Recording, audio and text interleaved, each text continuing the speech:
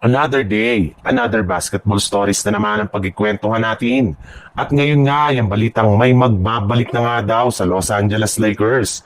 At ang balitang pagkuha na ng Golden State Warriors kay Domantas Sabonis.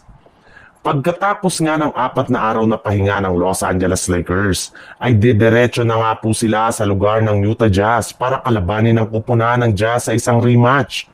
Kung noong nakaraang araw nga ay naglaban sila sa lugar ng Los Angeles, ngayon nga ay gaganapin sa home court ng Utah ang kanilang magiging bakbakan. Kaya kailangan talaga ng Lakers na magseryoso sa kanilang magiging bakbakan bukas ng umaga.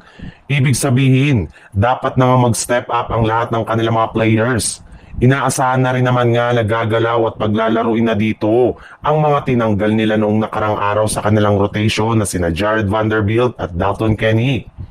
Bagamat man nga hindi na sila magagamit pa sa kanilang rotation, ay isa pa rin nga sila sa mga pinakamagaling at pinaka-importanting player ngayon sa kanilang lineup since si Vanderbilt nga ang best defensive player nila ngayon, habang si Dalton Kenny naman ang best 3-point shooter nila ngayon.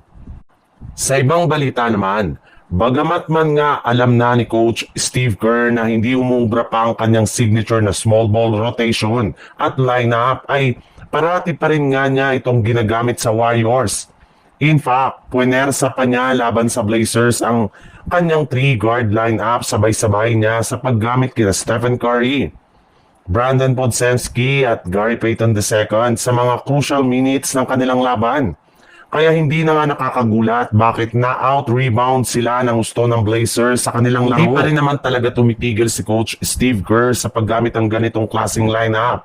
Kahit man napatunayan na nila na hindi ito gumagana sa kanilang mga laro ngayong season. At kung ipagpapatuloy pa nga niya ang ganitong klaseng estratehiya, ay hindi na nga malabo kung magsunod-sunod pa ang kanilang mga pagkatalo at pagbagsak sa standings. Kaya suggest nga po ngayon ng ilang mga analyst na kailangan na nga daw talaga na kumuha ngayon ng Warriors ng legit na center kagaya ni Domantas Sabonis na makukuha nila gamit sina Jonathan Kuminga at Brandon Podziemski.